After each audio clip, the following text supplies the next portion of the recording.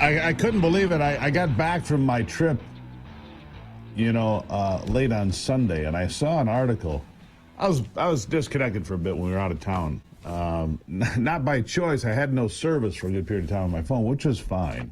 But I saw the numbers of illegal alien crossings for March at less than 8,000. Less than 8,000 for the month. We had days during the Biden administration, you had 2 and 3 times that many for a single day.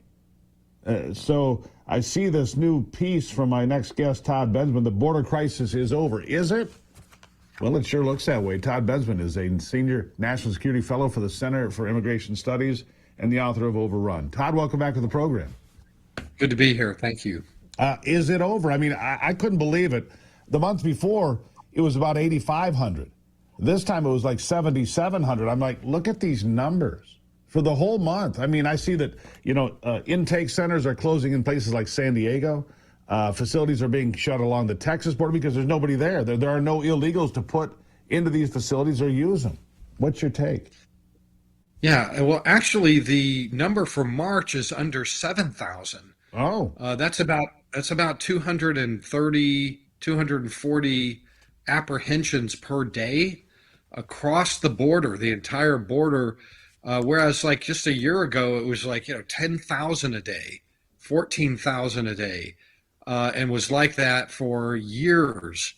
And also I want to point out that the 10 and 14,000 a day that were coming over, all of them were being let in to the country.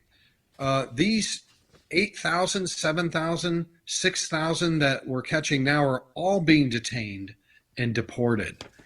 So that's the night and day difference between then and now. So I've just returned from the border. we didn't need new laws, just like I keep saying, we needed a new president. I mean, that's kind of the rallying cry for those on the southern border, those that wanted to secure the southern border. We just needed a new president. Apparently that's worked.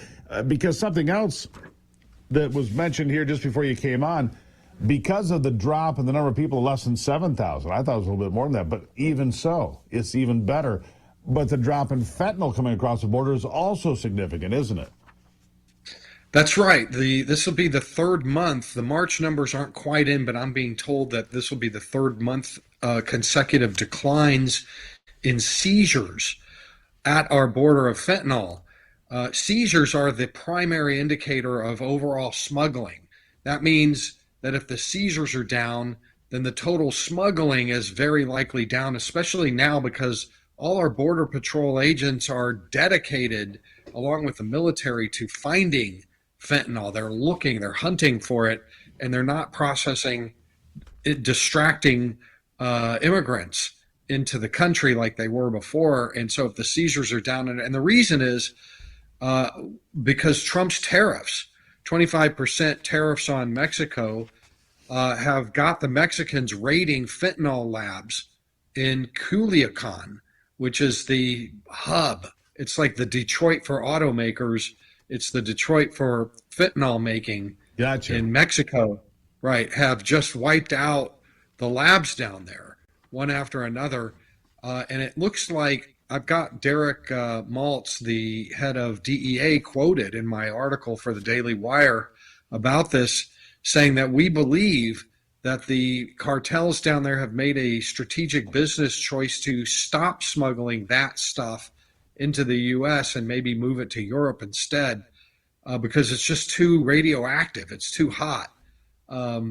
Politically, it's causing too much trouble for business. Well, see if that there have been discussions, and I've watched American military planes on tracking systems cruising in the Gulf of California. Some have gone over Mexican mainland. We've seen it happen.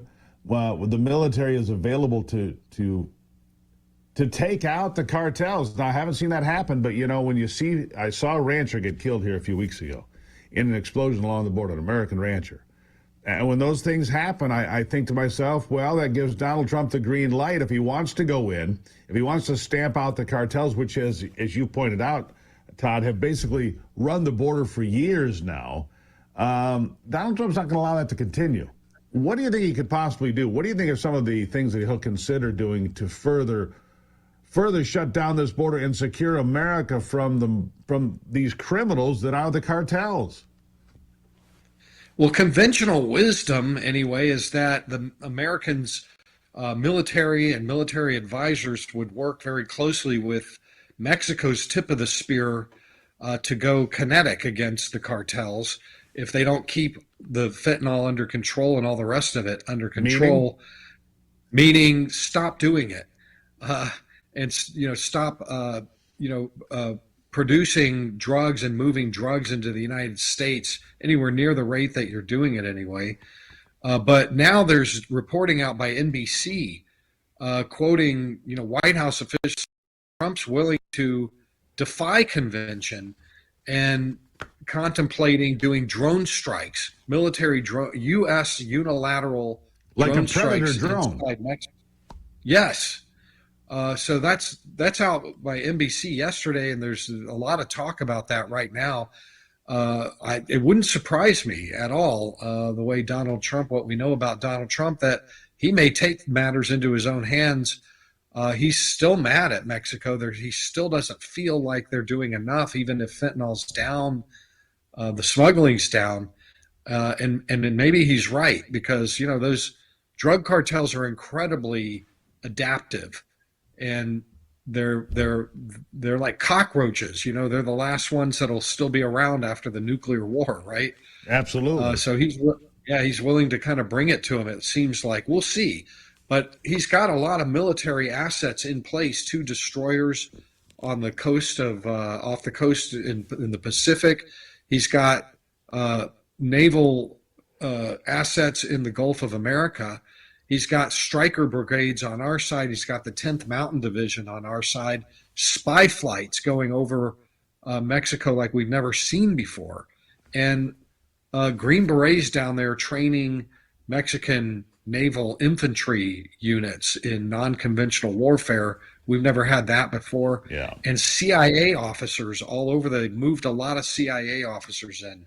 Yeah, to Something's root out the up. corruption, though, Todd. You know that Mexico is about as corrupt of a nation Yes. that I've spent time in. I mean, you see the grift all the time. Here's a payoff here. Here's a payoff there. Oh, your papers aren't quite right. Oh, here's $100. Oh, look, your papers look great. I mean, I've seen it with my own eyes. It's just the way it works. Let me ask you one more thing. We only got about a minute here, but all these things. This is all good news.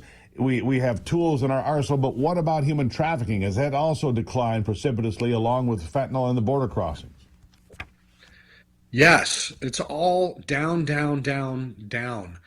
All of the evils that we had seen for the last 4 years is pretty much. I mean, I just came back from Juarez, and I came back from Acuna, Mexico. I've been down there seeing it with my own eyes. The numbers are so low. There's so little going on now. It's because of the deportation and the detention and the prosecutions that we're doing for illegal entry by the thousands now. Yeah. Nobody wants to risk it. And Texas has a new law mandating 10-year prison sentences for transporting illegals. We're and on the road the to smugglers recovery, don't want to Todd. risk that. Yeah, we're Yeah. on the road to recovery. Todd Bensman, Senior National Security Fellow for the Center for Immigration Studies, always in education. Thank you for the update. Very optimistic, Todd. Thank you. Hey, for a change. Yeah, for a change. Back after